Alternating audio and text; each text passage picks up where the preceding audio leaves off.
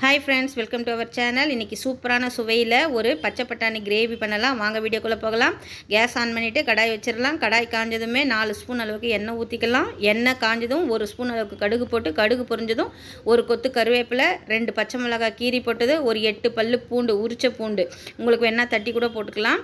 பூண்டு வதங்கின பிறகு நம்ம 2 மீடியம் சைஸ் வெங்காயம் கட் பண்ணி வச்சுருக்கேன். அதையும் இதில் போட்டு நல்லா ஃப்ரை பண்ணலாம். வெங்காயம் வதங்கின உடனே ஒரு 3 தக்காளி மிக்ஸி ஜாரில் அடித்து வச்சுருக்கேன். அதையும் போட்டு இதில் நல்லா அந்த பச்சை ஸ்மெல் போகிற அளவுக்கு வதங்கலாம். அந்த பச்சை ஸ்மெல் போகிற அளவுக்கு ஒரு 1/4 ஸ்பூன் அளவுக்கு மஞ்சத்தூள் போட்டால் நம்ம வெங்காயம் தக்காளி கொஞ்சம் நல்லா வதங்கிடும். அதையும் போடலாம். ஒரே ஒரு குடமிளகாய் இருந்தது, அதையும் நான் வேஸ்ட் பண்ண வேண்டாம், இதிலேயே நான் மிக்ஸ் பண்ணிவிட்டேன். இப்போ நைட்டு ஊற வச்சுருந்த பச்சை பட்டாணியை குக்கரில் போட்டு ஒரு 2 விசில் வேக வச்சு போட்டிருக்கேன். அதையும் இதில் மிக்ஸ் பண்ணி நல்லா கிளறி விடலாம். இப்போ இதுக்கு தேவையான அளவுக்கு நம்ம உப்பு போட்டுக்கலாம். உப்பு போட்டதும் நம்ம காரத்துக்கு மிளகாத்தூள் போடலாம். நான் இப்போ பச்சை மிளகாய் 2 கீரி போட்டிருக்கேன். அதனால் நான் ஒரு 1.5 ஸ்பூன் அளவுக்கு நான் மிளகாத்தூள் போட்டிருக்கேன். உங்கள் காரத்துக்கு எப்படியோ அதுக்கேற்ற மாதிரி நீங்கள் போட்டுக்கோங்க. மிளகாத்தூள் போட்டுட்டு நல்லா பிரட்டி விடுங்க.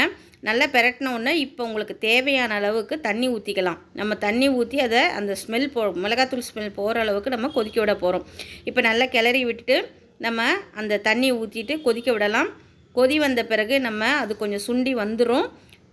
இப்போ அதில் கொஞ்சோண்டு பெருங்காயத்தூளும் கொத்தமல்லி தூவியும் போட்டோம்னா நமக்கு சூப்பரான பச்சை பட்டாணி கிரேவி ரெடி. இந்த வீடியோ பிடிச்சிருந்தா லைக் பண்ணுங்கள், ஷேர் பண்ணுங்கள், கமெண்ட் பண்ணுங்கள். தேங்க்யூ.